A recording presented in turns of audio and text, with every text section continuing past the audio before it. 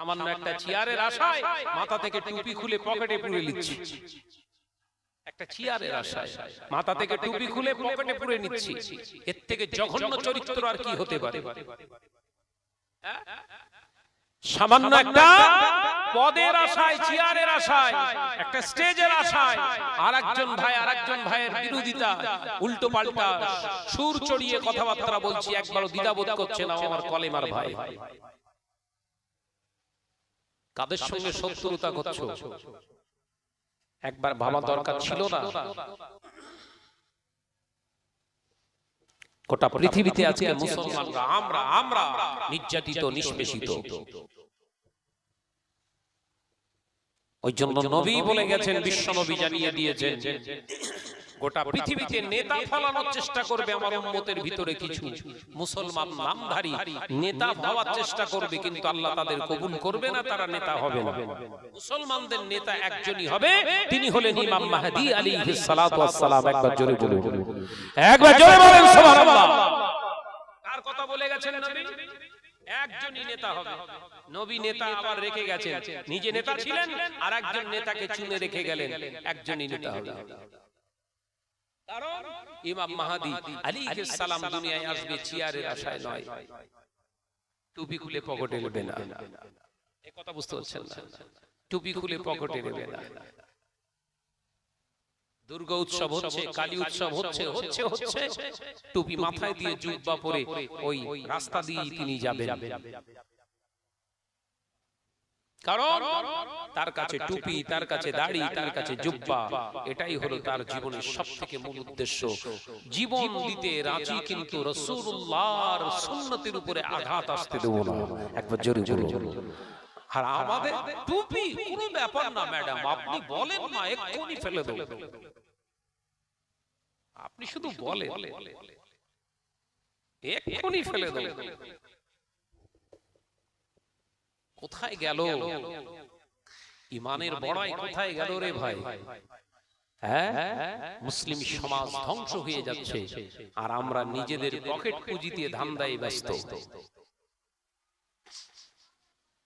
ভাইরা, নওজওয়ানেরা, যুবকেরা, ছেলেরা, বাচ্চারা, পর্দার শিনা মা বোনেরা, আল্লাহ নবী তো জানে বাদশাহ হাবিবুল্লাহকে, নবী জনাবে মুহাম্মদুর রাসূলুল্লাহকে সাল্লাল্লাহু আলাইহি ওয়াসাল্লাম, নবী আমার মক্কা জমিনে যখন এই কথা বললেন, কাফেররা হতভম্ব হয়ে গেলেন, অবাক হয়ে গেলেন। আল্লাহ নবী টুকটুক করে কুবাইস পাহাড় থেকে কাবা বাইতুল্লাহ শরীফের পাশে এসে দাঁড়িয়ে বললেন, ও মক্কার প্রতিবেশীরা, ও কাবা বাইতুল্লাহর প্রতিবেশীরা, আমি মুহাম্মদ সাল্লাল্লাহু আলাইহি ওয়াসাল্লাম তোমাদেরকে জানিয়ে দিচ্ছি, আল্লাহর খানায় কাবাকে সাক্ষী রেখে তোমাদের জানিয়ে দিচ্ছি, তোমরা যেভাবে আমাদের উপর অত্যাচার করেছিলে, আজকে পারলে কিন্তু সেরকম অত্যাচার আমরা করতে পারি, সেই রকম প্রতিশোধ আমরা দিতে পারি। কিন্তু আজকে জানিয়ে দিচ্ছি, শোনো, আল্লাহর খানায় কাবা, এই পবিত্র খানায় কাবাকে সাক্ষী রেখে বলছি, তোমরা যত উৎপীড়ন, তোমরা নিপীড়ন, যত অত্যাচার আমাদেরকে করেছিলে, আজকে আমি মুহাম্মদ সাল্লাল্লাহু আলাইহি ওয়াসাল্লাম আল্লাহর রাস্তায় তোমাদের maaf করে দিলাম। একবার জোরে হবে না? নবী ইহুদি নাসারা বেদিন বেঈমানদেরকে, কাফেরদেরকে রাসূলুল্লাহ maaf করে দিয়েছে, আর আমরা দাড়িওয়ালা আর একটা দাড়িওয়ালার maaf করতে পারি না। নামাজ পড়ে কপাল কালো, এই কথা বলে না, ভুল বলে ফেললাম। maaf করতে পেরেছেন আপনি? প্রতিবেশী ছেড়ে দেন, আপনার নিজের ভাইকে maaf করতে পেরেছেন? নিজের বোনকে পারেননি। আরে বাপ মাকে ছাড়েন, আর ভাই বোন ও তো অনেক দূর। বাপ আর মায়ের কথা বলছে, কথা বলছেন না কেন? বাপ শুধু বলেছে লটারি কাটবি না, বাপ বলছে, বাপ যেই বলেছে লটারি আর কাটবি না, লটারি কাটলে কিন্তু আমার ভিটেতে থাকতে দেবো না। বলে ভিটেতে থাকতে দেবে না, তার মানে আমি ছেলে, ভিটে তো আমার পাওনা হবেই হবে, তোমার কথা নিচ্ছি না, তোমাকে খেতেও দিচ্ছি না। বাপের ভিটেই থাকছে, বাপকে খেতে দেয় না, এই কথা বলছে না কেন? তবে গাম্ভীর গাছে এসব নেই, আল্লাহ কেন এরা সব ভালো। আছে এরকম প্লেয়ার যে আজকে মুসলিম পরিচয় দিচ্ছ, মুসলিম পরিচয় দিচ্ছ যে ভাই জানা আমি মুসলমান। মুসলমানের সংজ্ঞাটা বড় নারী ভাই। মুসলমান কারে কয় বলতে পারবে? বলে ওই আল্লাহকে মানি, আল্লাহকে বিশ্বাস করি, মুসলমান। विश्वास रखने वाले को कहते हैं मोमिन, ईमानदार, और मानने वालों को कहते हैं मुसलमान, जो मानते हैं। एक কথা বুঝতে পারছেন না? যে মানে আল্লাহ আছে, বিশ্বাস করি না শুধু আল্লাহর কোরআনের বিধানকে আমার জীবনের সংবিধান বানাই, এর নাম মুসলমান। একবার জোরে বলেন না, হ্যাঁ জোরে হবে না সুবহানাল্লাহ। Definition, what is this Muslim? না গরুর গোশত খায়। মুসলমান কাকে বলে? What is this Muslim? মুসলিমটা আবার কি যদি জিজ্ঞাসা করা হয়, না আমি গরুর গোশত খাই, ও তো কুকুরও খায়। কথা বলেন কেন? আমি ভুল বলছি নাকি রে ভাই? ও তো কুকুরেও খায়, তাহলে কুকুর বড় মুসলমান। সাবধান হন, হয়তো ভাইয়ের কথাগুলো খুব লেগে যাচ্ছে, কিন্তু দিন আসছে। ওই বিহারে করেছে, দেখতে পাচ্ছেন তো, 52 লক্ষ মানুষদের ভোটার অধিকার কেড়ে নিয়েছে। আবার আমাদের বাংলায় হবে বলছে, এই আগস্ট থেকে শুরু হবে অ্যাকশন। মোটামুটি অনুমান করছে 1,30,00,000 যাবে। কত জোরে বল মারি ভাই, 1,30,00,000 ভোটার অধিকার কেড়ে নেওয়া হবে। মুসলমানদেরকে দ্বিতীয় শ্রেণীর নাগরিক বানানোর চেষ্টা চলছে গোটা ভারতবর্ষে। দ্বিতীয় শ্রেণীর নাগরিক মানে বুঝতে পেরেছেন, জীবনে আর ভোট দিতে পারবেন না। এই কথা বুঝতে পারছেন নাকি? পরিকল্পনা চলছে। এ বলছে না দিদি আছে, দিদি আছে মানে টেনশন নেই। ওই দিদি আগে সাইন করে বসে আছে, ওই আগে বানাতে হবে। খবর লিগে যাও। কথা বুঝতে পারছেন? মানবো না, মানবো না, মানবো না। কি মানবি রে তুই? কে? রাষ্ট্রপতি সিগনেচার করে দিলে মুখ্যমন্ত্রী উল্টে পড়ে থাকবে। এই কথা বুঝতে পারছেন? রাষ্ট্রপতির উপরে মুখ্যমন্ত্রী, রাষ্ট্রপতির উপরে মুখ্যমন্ত্রী, রাষ্ট্রপতি সিগনেচার করে দিয়েছে, তুই কে? মানছি না, মানবো না। ও তুই লাপা না লাপা, কত লাফাবি? ধোকায় পড়ে যাচ্ছি আমরা। এখনো মুসলমান সাবধান হন। আল্লাহর উপরে বিশ্বাস রেখে যে যে জায়গায় অবস্থান করছেন সেখান থেকে আন্দোলন গড়ে তুলতে হবে। এটাই মন আপনার ঈমানের চেতনাবোধ শক্তি তৈরি করে সেখান থেকে আন্দোলন তৈরি করুন। কে আমাদের হয়ে কাঁদবে, কে আমাদের হয়ে বলবে, এই চিন্তা ছেড়ে দেন। দাদা দিদির দল ও সব এক দল। এই কথা বুঝতেছেন না? দাদা দিদি আলাদা নয়, ও সব এক দল। তুমি তোমার দলে ব্যস্ত থাকো, কোরআন আল্লাহ রাসূলকে নিয়ে ব্যস্ত থাকো, এই জয় আসবে ইনশাআল্লাহ। একদিন আল্লাহ রাসূলের ইত্তেবা অনুসরণ করার কারণে আল্লাহ পাক আবার মুসলমানদের কাছে গোটা বিশ্বটাকে আবার হাতে তুলে দেবে। একবার জোরে বলুন, হ্যাঁ জোরে বলেন না সুবহানাল্লাহ।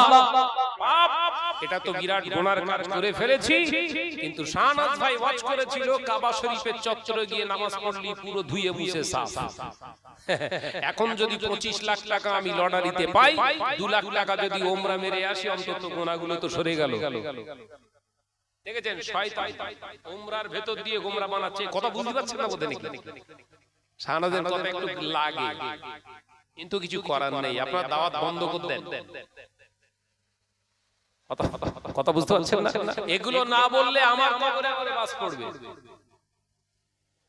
নিজের কবরটা তো বাঁচাতে হবে রে ভাই, না পেটের জন্য কবরটা শেষ করব? ভাইরা, নজনের যুবকেরা, ছেলেরা, বাচ্চারা, পর্দার সিনা মা ও বোনেরা, শুনে রেখে দেন, জেনে রেখে দেন, শরীয়তের প্রথম বিধান আল্লাহ পাক ওই জন্য জানিয়ে দিলেন পৃথিবীর জমিনে আমি আল্লাহ নামাজ আগে দিইনি, রোজা আগে দিইনি, হজ আগে দিইনি। আমি আল্লাহ প্রথম শর্ত দিয়েছি আমানতু বিল্লাহ, আমি আল্লাহকে এক বলে মেনে নাও। আমানতু বিল্লাহি ওয়া মালাইকাতিহি ওয়া কুতুবিহি ওয়া রাসূলিহি। ও দুনিয়ার মানুষেরা, আমি আল্লাহ আমাকে তোরা এক বলে মেনে নে। আমি আল্লাহ তোদের রব, আমি আল্লাহ সর্বসর্বা। আমি আল্লাহকে যখন তোদের প্রভু বলে মেনে নিবি, আমি আল্লাহ পাক তোদেরকে জানিয়ে দিলাম আমানতু বিল্লাহি, আমার প্রতি ঈমান আনার পরে পরে ওয়া মালাইকাতিহি, আমি আল্লাহ পাক জানিয়ে দিচ্ছি তোদের চোখে ধরা পড়ে না এমন কিছু আমার সৃষ্টি আছে যেটার নাম আমি আল্লাহ পাক মালাইকা বলেছি। অর্থাৎ আমার ফেরেশতা রয়েছে যেটা তোদের ওই চোখ দিয়ে তোরা ধরতে পারবি না, কিন্তু আমি আল্লাহ জানিয়ে দিলাম তোরা যেখানে যাই করিস না কেন তোদের সঙ্গে আমার ওই নূরের ফেরেশতা আমি আল্লাহ পাক আমার মালাইকা ফেরেশতা তোদের সঙ্গে আমি আল্লাহ রেখে দিই। আমি আল্লাহ জানিয়ে দিলাম কিরামান কাতিবিনা ইয়ালামুনা মা তাফআলুন। ও দুনিয়ার বান্দারা, যেখানে যা করিস, দিনে করিস না রাতে করিস, সন্ধ্যাবেলা করিস না বিকালে করিস, আমি আল্লাহ জানিয়ে দিলাম রাতের অন্ধকারে করিস বা দিনের আলোয় করিস, ঘরের ভিতরে করিস বা বাইরে করিস, জঙ্গলে করিস বা পাহাড়ের নিচে করিস, আমি আল্লাহ তোদের সঙ্গে আমার ফেরেশতা রেখে দেই। কিরামান কাতিবিনা ইয়ালামুনা মা তাফআলুন। ওরে বান্দা, আমি আল্লাহ শুধু নয়, আমার ফেরেশতা তোদের সঙ্গে অবস্থান করে তোদের সমস্ত আমলনামাগুলোকে নোট করে রাখার জন্য। জোরে বলুন, আর একটু জোরে বলুন সুবহানাল্লাহ। ঈমানের জায়গা বোঝাচ্ছি, ভালো করে বুঝেলেন। হজ নামাজ সে অনেকদিন পরে, আগে ঈমান ঠিক করেন। এই কথা বুঝতে পারছেন না? আগে কি? জোরে বল না রে বাবা। আগে ঈমান, আমানতু বিল্লাহ, আমি আল্লাহর প্রতি বিশ্বাস স্থাপন করলাম, আল্লাহর প্রতি ইয়াকিন, আমার বিশ্বাস। আমার রব হলো আমার আল্লাহ, আমার ভালো মন্দর মালিক আমার আল্লাহ, আমার রিজিকের মালিক আল্লাহ, সম্মানের মালিক আল্লাহ, ইজ্জতের বেইজ্জতের মালিক আল্লাহ, এই জমিন আসমানের মালিক আল্লাহ। শুধু আমি আল্লাহর প্রতি ঈমান আনিনি, ও মালাইকাতিহি, আমার আল্লাহ পাকের আরো সৃষ্টি আছে, সেটা হলো ফেরেশতা। আমাদের চোখে ধরা পড়ে না, কিন্তু আল্লাহ বললেন ফেরেশতা আছে এবং আমাদের সঙ্গে।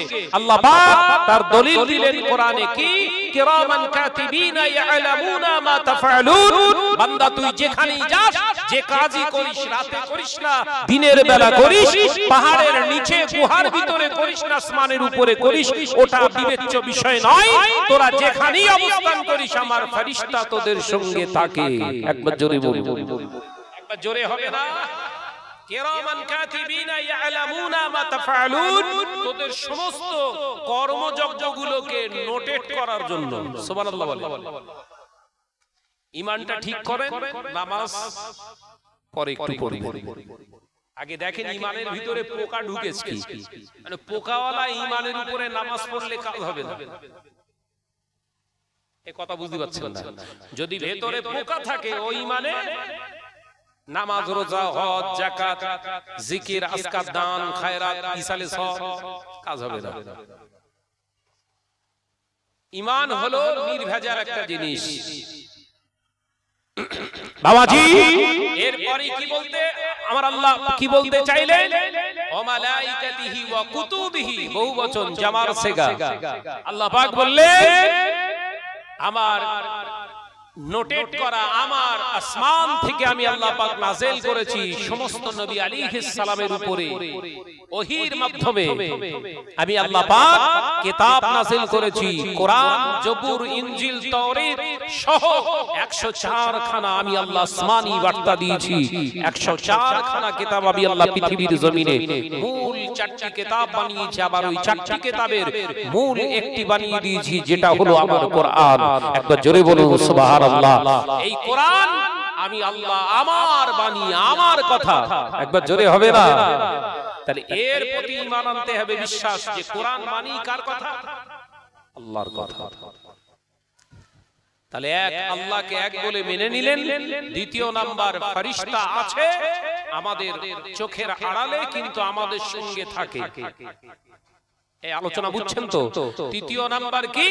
আল্লাহ যত আসমানীকৃত বাণী সব আল্লাহর পক্ষ থেকে আসে, এগুলোর উপরে ঈমান আনলাম আমি।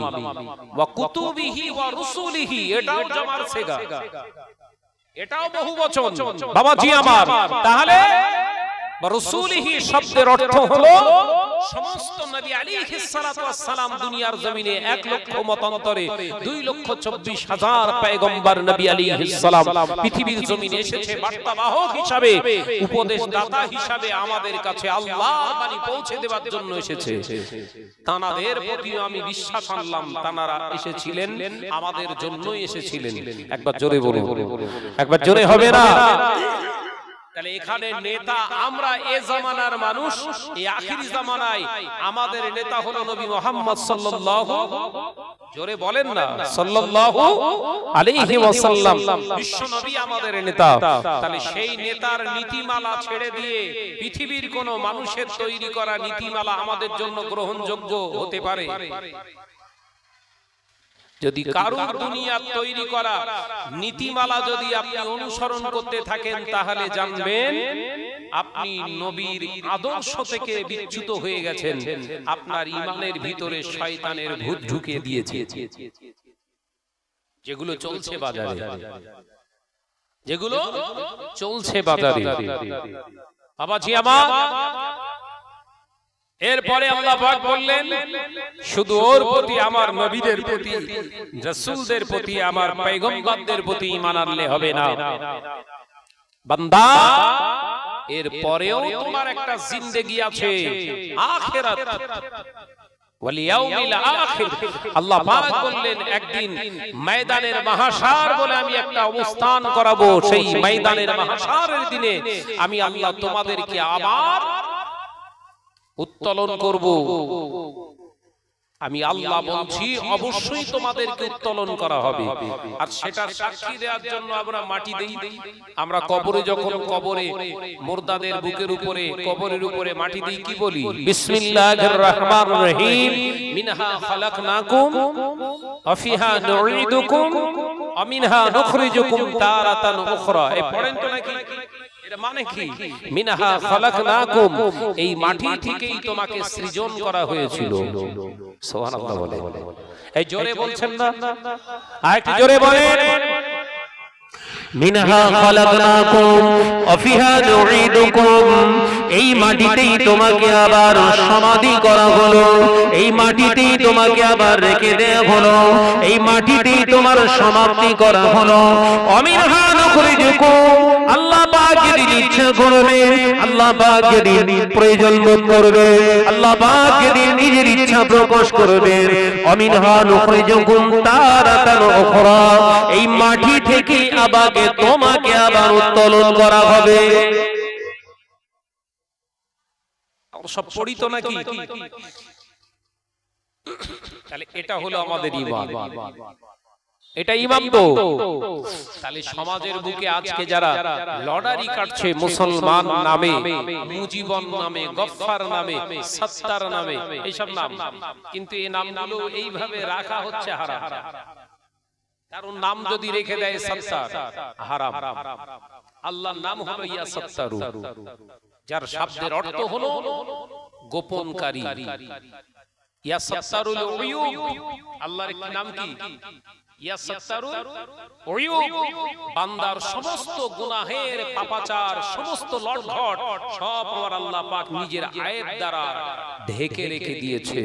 জোরে বলো, একবার জোরে হবে না? সুবহানাল্লাহ। কিন্তু বান্দার নাম রেখেছে আব্দুস সত্তার, ডাকে বলে সত্তার ভাই। হারাম। এই কথা বুঝছেন না? নাম রেখে দিয়েছে আব্দুল গফফার, ডাকে কি বলে? গফফার ভাই। হারাম। নাম রেখে দিয়েছে আব্দুল ওয়াহাব, ডাকে ওয়াহাব ভাই ভাই। হারাম। এই কথা বুঝতে পারছেন না? এগুলো সচরাচর আমরা সব করি। নাম রেখেছে আব্দুল শুকুর, শুকুর ভাই বলে ডাকে। চলবে? এসব নিয়ে ওয়াজ হয়নি আর আমরা করি না, কারণ এসব নিয়ে ওয়াজ করতে গেলে আর দাওয়াত হবে না। বলে শাহনাজ ভাই সব হারাম করে রেখে গেছে, ওর গাম্ভীর গাছে দাওয়াতটাই হারাম। এই কথা বুঝতে পারছেন না? যে আগে আপনাকে বুঝতে হবে আমি আপনি মুসলমান, আমাদের চলাফেরা, আমাদের কথাবার্তার স্টাইল পৃথিবীর কোন জাতির সঙ্গে মিলবে না। কেন? আল্লাহ বললেন ইন্নাদ দীনা ইনদাল্লাহিল ইসলাম, নিশ্চয় আমি আল্লাহ পাক আমার কাছে মনোনীত পছন্দনীয় দ্বীন হিসাবে আমি আল্লাহ পাক ইসলামকে অ্যাকসেপ্ট করেছি। একবার জোরে বলুন, একবার জোরে হবে না সুবহানাল্লাহ। ইন্নাদ দীনা ইনদাল্লাহিল ইসলাম, ইসলামটাই আমার কাছে সর্বশ্রেষ্ঠ, আমি আল্লাহ পাকের পছন্দনীয় দ্বীন হিসাবে ইসলামকে আমি আল্লাহ সাবুত করলাম, সাব্যস্ত করলাম। একবার জোরে বলুন সুবহানাল্লাহ। তাহলে সেই মুসলমান ইসলাম ধর্ম গ্রহণ করার পরেই তো মুসলমান হন। কথা বলেন না। তাহলে আপনার সঙ্গে পৃথিবীর কোন মানুষের স্ট্যাটাস, মানুষের চলাফেরা এক হতে পারে না। আপনি হলেন পৃথিবীর সবথেকে, পৃথিবীর জমিনে উন্নত উম্মত, উন্নত মানব, উন্নত জাতি হিসাবে আল্লাহ পাক কোরআনে আবারও বলে দিয়েছেন কুনতুম খায়রা উম্মতি উখরিজাত লিন-নাস। আমি আল্লাহ পাক পৃথিবীর জমিনে সমস্ত নবী আলাইহিস সালাম যত পাঠিয়েছিলাম, সমস্ত নবী আলাইহিস সালাম সমস্ত গোষ্ঠীগুলোকে আমি আল্লাহ সাইড করে দিয়ে তোমাদেরকে আমি আল্লাহ পাক উৎকৃষ্ট জগতের শ্রেষ্ঠ উম্মত বলে ঘোষণা করলাম। একবার জোরে বলুন, একবার জোরে হবে না সুবহানাল্লাহ। তাহলে সেই জায়গা থেকে আমাদের খাওয়া দাওয়া, আমাদের চলাফেরা অন্যের সঙ্গে মিলবে। কিন্তু এখন তো স্টেজে দেখতে পাচ্ছি আমরা তো স্টেজেই দেখতে পাই, আমরা বলি আমরা সব ভাই ভাই বলি তো ভাই ভাই না, আমার প্রতিবেশী ভাই, এইটা বলি। এই কথা বলছেন না? ভাই ভাই আর প্রতিবেশী ভাই দুটো এক না, এই কথা বুঝতে পারেন? আপনার প্রতিবেশী হিন্দু থাকতে পারে, খ্রিস্টান থাকতে পারে, জৈন থাকতে পারে, কথা বুঝতে পারছেন না? আপনার প্রতিবেশী ভাই, আপনার ভাই নাই। সৎ ভাই আর আপন ভাই দুটো এক না, এই কথা বলছেন না কেন? সৎ ভাই আর নিজের ভাই এক, সৎ ভাই আর নিজের ভাই এক। আপনি বললেন ভাই ভাই মানে বুঝতে পারলাম না। সমাজকে বিব্রত করছেন না তো, বিভ্রান্ত করে দিচ্ছেন না তো? আপনি যদি ভাই ভাই বলেন, ও তো পেচ্ছাপ ফিরে পানি নেয় না, আপনিও নেবেন না, তাই তো? ও তো আল্লাহকে মানি না, আপনিও মানেন না, তাই তো? ও ভাই তো ইহুদি, পৃথিবীর জমিনে খ্রিস্টান, ও চার্চে যে বিভিন্ন জায়গায় গির্জায় যে সেখানে যে তার আচার ব্যবহার করে, আপনিও যাবেন, তাই তো? ও আচ্ছা আচ্ছা, ভাই ভাই না, আমি বলবো ভাই ভাই নয়, প্রতিবেশী ভাই, অমুসলিম ভাই। এই শব্দটা আমাদের জন্য প্রযোজ্য, কিন্তু মুসলিম সমাজে বিভ্রান্ত করা হচ্ছে।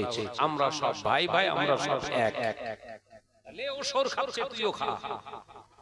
ডাইরেক্ট তো সরের গোশত খেতে পারবে না, ওই জন্য সুদ খাচ্ছে। কথা বুঝতে পারছেন না?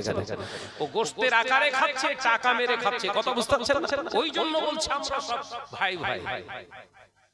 কথা বুঝতে পারছেন না বোধহয়?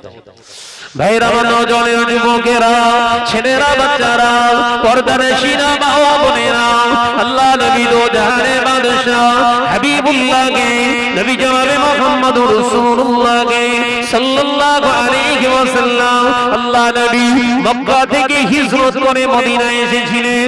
আল্লাহ নবী যখন হুজুর আমার মক্কা থেকে হিজরত করে মদিনায় চলে এসেছিলেন, আল্লাহ নবী এক তারিখে আল্লাহ নবী মদিনা থেকে মক্কা বিজয়ের উদ্দেশ্যে হুজুর আমার মক্কা থেকে যখন রওনা হয়েছিলেন, আল্লাহ নবী মক্কা জমিনে যখন পৌঁছলেন, সমস্ত কাফেরেরা, বেদিন বেঈমানেরা, সমস্ত ইহুদি নাসারারা ওই মক্কা ছেড়ে পালিয়ে যেতে লাগলেন। আল্লাহ নবী দো জাহানের বাদশা হাবিবুল্লাহকে, নবী জনাবে মুহাম্মদুর রাসূলুল্লাহকে সাল্লাল্লাহু আলাইহি ওয়াসাল্লাম মক্কা জমিনে গিয়ে হুজুর আমার কুবাইস পাহাড়ের পাশে দাঁড়িয়ে বলেছিলেন, ও মক্কার আমার বৃদ্ধ বনিতারা, আমি মুহাম্মদ সাল্লাল্লাহু আলাইহি ওয়াসাল্লাম তোমাদেরকে জানিয়ে দিলাম তোমরা নিজেদের মাতৃভূমি পরিত্যাগ করো না, তোমরা তোমাদের জন্মভূমি ভিটে গোটা ছেড়ে যেও না, তোমাদের বাড়ি, তোমাদের ঘর, তোমাদের সম্পদ, তোমাদের ক্ষেত খামার গুলোকে তোমরা ছেড়ে যেও না। আমি তোমাদেরকে হুমকির জন্য আসিনি, আমি তোমাদের মারতে আসিনি। শুনে রেখে দাও, জেনে রেখে দাও, আমি নবী মুহাম্মদুর রাসূলুল্লাহ সাল্লাল্লাহু আলাইহি ওয়াসাল্লাম আজকে মক্কা জমিনে এসেছি আমার সাথী সঙ্গীদের নিয়ে তোমাদেরকে জানিয়ে দিতে এসেছি তোমরা সেদিনে সংখ্যা গরিষ্ঠ ছিলে, তোমরা সেদিনে সংখ্যায় অনেক ছিলে, আমাদের উপরে অত্যাচার করেছিলে, আমাদের উপরে নিপীড়ন করেছিলে, আমাদের উপরে কত রকমের প্রতিঘাত, কত রকমের অত্যাচার করে আমার সঙ্গী সাথীদেরকে পর্যন্ত দুনিয়া থেকে শেষ করে দিয়েছিলে। আমরা তোমাদেরকে শেষ করব না, তোমাদেরকে বার্তা দিতে এসেছি আজকে আল্লাহ আমাদের সংখ্যা গরিষ্ঠ বানিয়েছে, আজ আমরা মক্কা বিজয় করেছি, কিন্তু তোমাদের ভয় না ভয় তোমরা আমাদের প্রতিবেশী ভাই হিসাবে এখানে থাকবে। একবার জোরে বলুন, একবার জোরে হবে না? নবী বলেছিলেন তোমরা আমার ভাই, তুমি নবীর উম্মত বলে বলো কেন? কথা বুঝতে পারছেন না নাকি? নবী বলেন এই কথা তুমি বলো কেন? বললেই তো শানাস খারাপ হয়ে যাচ্ছে। নবী কি বললেন? কথা বলছেন না কেন? নবী কি বলেছেন? প্রতিবেশী ভাই। এই শব্দটা তুমি গ্রহণ করছো না কেন? পকেটে টান পড়বে বোধহয় নাকি?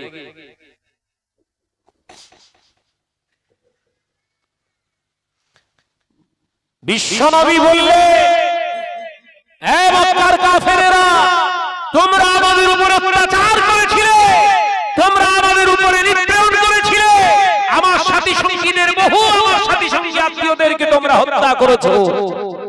কিন্তু জেনে রেখে দাও আজকে ফতে মক্কা করলাম আমরা, এই মক্কা বিজয়ের দিনে উন্মুক্ত মনে হৃদিত কণ্ঠে তোমাদেরকে জানিয়ে দিচ্ছি তোমরা এই বাসস্থান পরিত্যাগ করে পালিয়ে যেও না, কারণ জন্মভূমি পরিত্যাগ করা কতটা যন্ত্রণা সেটা আমি মুহাম্মদ সাল্লাল্লাহু আলাইহি ওয়াসাল্লাম আর আমার সাথীরা জানে। একবার জোরে হবে না? আমি জানি ভিটে কোঠা নিজের বাপের পৈতৃক সম্পত্তি পরিত্যাগ করে নিঃস্ব হয়ে অন্য জায়গায় গিয়ে বসবাস করা কতটা কষ্টের সেটা আমি জানি। ওই জন্য আমি তোমাদেরকে বলছি তোমরা এখানে বসবাস করো, নিজেদের মতো করে বসবাস করো, তবে আমি তোমাদেরকে জানিয়ে দিচ্ছি তোমাদের জন্য এতটাই আমি তোমাদের জন্য গাইডলাইন হিসাবে এখানে দিয়ে যাচ্ছি, গাইডবুক হিসাবে মুহাম্মদ সাল্লাল্লাহু আলাইহি ওয়াসাল্লাম কোরআনকে রেখে যাচ্ছে। তোমরা প্রতিবেশী ভাই হিসাবে থাকবে, এই মক্কার জমিনে তোমরা থাকবে, কিন্তু তোমরা জিজিয়া কর দেবে, এই করের মাধ্যমে তোমরা এখানে থাকবে, নিরাপদে থাকবে। তোমাদের নিরাপত্তা দেওয়ার জন্য মুসলমানের তরফ থেকে আল্লাহর পক্ষ থেকে যে কোরআন, এই কোরআনের পক্ষ তোমরা নিরাপদ স্থানে অবস্থান করবে, তোমাদের উপর অত্যাচার এই পৃথিবীর জমিনে কোনো মুসলমান করবে না। এটাই হলো ইসলাম। একবার জোরে বলুন সুবহানাল্লাহ। তাহলে নবী বলেছিলেন তোমরা আমার প্রতিবেশী হিসাবে থাকবে, প্রতিবেশী ভাই তোমরা হলে আমাদের প্রতিবেশী ভাই। আজকে সেই মুসলমান শব্দটা, সেই প্রতিবেশী ভাই শব্দটা তুলে দিয়ে এখন স্টেজে বিভিন্ন জায়গায় বলা হচ্ছে আমরা ভাই ভাই। তাহলে রাসূলুল্লাহর আদর্শ থেকে আমরা চ্যুত হয়েছি না হইনি? এই কথা বলছেন না কেন? আদর্শ থেকে, নবীর আদর্শ থেকে চ্যুত হয়েছি না? না, আমরা ভাবছি শাহনাজ ভাই মাথায় টুপি দিয়ে আছে মানে সত্যি মাওলানা ভালো, ভেতরে ঘাপলা কেস আছে, সেটাকে দেখবে, সেটাকে দেখবে। ভাইরা, জনের যুবকেরা, ছেলেরা, বাচ্চারা, পর্দানশীলা মা ও বোনেরা, আরো শোনা বুঝু, আমি ইমানের জায়গা থেকে আপনাদের বোঝাতে চেয়েছিলাম, আপনারা আমার ইমানটা শেষ করে দিচ্ছে। এই ভাই ভাই ভাই ভাই শব্দটা আমরা ব্যবহার করার কারণে আমাদের সরলতা সুযোগ দেওয়া শুরু করে দিয়েছে। আজকে গোটা ভারতবর্ষের জমিনে মুসলমানরা সব জায়গায় বেশি নির্যাতিত হচ্ছে। এমন কোন রাজ্য নেই যে রাজ্যে মুসলমানরা নিপীড়ন অত্যাচারিত হচ্ছে না। এই আমার গ্রামের পাশের একটা ছেলেকে মহারাষ্ট্রে ছিল, তাকে কেটে টুকরো টুকরো করে বস্তাবন্দি করে ফেলে দিয়েছিল। তার লাশটা বাড়িতে এসেছে কাটা কাটা, কারণ মুসলমান। এই বললে যে মুসলমান ভাই ভাই কেটে ফেললো যে।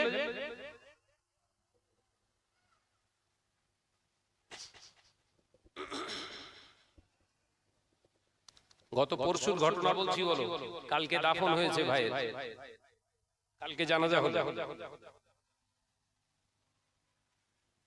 গোটা রাজ্যে, গোটা দেশে, গোটা বিশ্বে মুসলমান সব থেকে বেশি নির্যাতিত হচ্ছে। একটাই জাতি, একটাই কম, একটাই রিলিজিয়ন, ধর্ম পিপাসু মানুষ বেশি নির্যাতিত গোটা পৃথিবীতে, সেটা হলো মুসলমান। কারণটা কি? নবীর আদর্শ ভুলে গেছি। নবীর রেখে যাওয়া আদর্শ যদি আমাদের জীবনে থাকতো, আজকে আমাদের সম্মান দিতে বাধ্য হতো।